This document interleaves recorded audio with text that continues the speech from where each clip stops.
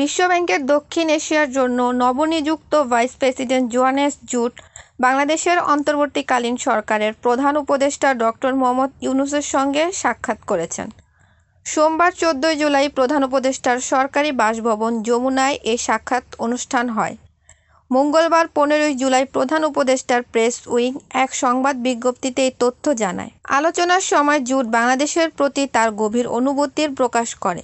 2013 থেকে 2015 সাল পর্যন্ত বিশ্বব্যাংকের বাংলাদেশ, ভুটান এবং নেপালের জন্য কান্ট্রি ডিরেক্টর হিসেবে তার পূর্ববর্তী মেয়াদের কথা বলেন। তিনি বলে, আপনি এবং আপনার উপদেষ্টা পরিষদ দারুণ কাজ করছেন। বিশেষ করে আর্থিক খাতে বেশ কিছু জটিল চ্যালেঞ্জ মোকাবেলায় আপনারা সাহসিকতার পরিচয় দিয়েছেন। আমরা এই যাত্রা অব্যাহত রাখতে প্রস্তুত এবং বাংলাদেশের জনগণের আকাঙ্ক্ষার সঙ্গে আমরা একত্র। তিনি গত বছরের জুলাই বিদ্রোহে প্রাণ হারানো শিক্ষার্থীদের প্রতি শ্রদ্ধা জানিয়েছে। প্রধান উপদেষ্টা অধ্যাপক ইউনূস তার এই সহানুভূতি ও সমর্থনের জন্য কৃতজ্ঞতা প্রকাশ করে। বলে, যখন আমরা দায়িত্ব গ্রহণ করি তখন দেশটি যেন একটি ভূমিকম্পে পরবর্তী ধ্বংসস্তূপে পরিণত হয়েছিল।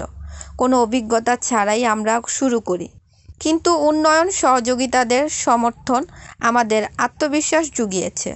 তিনি বলে, গত জুলাইয়ে আমাদের তরুণরা একটি স্বপ্ন দেখিয়েছে নতুন বাংলাদেশ গড়ার। বিশেষ করে আমাদের মেয়েরা অসাধারণ ভূমিকা রেখেছে। আজ আমরা জুলাই নারী দিবস পালন করছি। তাদের আত্মত্যাগ বৃথা যেতে দেওয়া যাবে না। তরুণরা আমাদের দেশের কেন্দ্রবিন্দু। আমাদের তরুণদের ওপর মনোনিবেশ করা এবং তাদের উচ্চ আকাঙ্ক্ষার সঙ্গে মিলিত হওয়া দরকার।